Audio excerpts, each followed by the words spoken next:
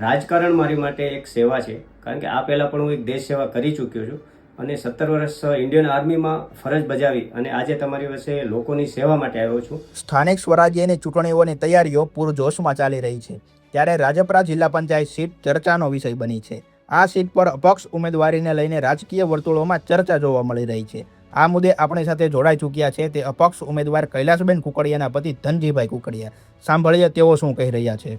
આ વખતે તમે અપક્ષ ઉમેદવાર તરીકે મેદાનમાં છો, તો તમારો મુખ્ય ઉદ્દેશ્ય શું છે? અમારો મુખ્ય ઉદ્દેશ વિસ્તારોનો સાચા વિકાસ કરવાનો છે. વર્ષોથી જે પ્રશ્નો છે, રસ્તા, પાણી અને ખેતી, એની પ્રાથમિકતા આપી અને કામ કરવું છે. કૈલાસબેનને ઉમેદવાર તરીકે કેમ પસંદ કરવામાં આવ્યા?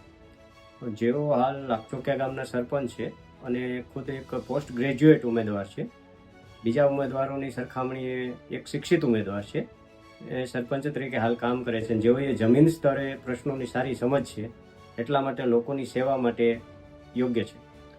તમે પોતે પૂર્વ સેનામાં રહી ચૂક્યા છો, ભારતીય સેનામાં, તો એનો શું ફાયદો થશે? ભારતીય સેના એક ખૂબ જ શિસ્ત અને જવાબદારી સાથે દેશની સેવા કરે છે, જેથી મને જે તેમની પાસે મળતી એક શિસ્ત અને જવાબદારીથી જે લોકોની સેવા કરવાનો જે એક મોકો મને મળે છે, એ જ ભાવ સાથે હું આ વિસ્તારની સેવા કરવા માટે આવું છું.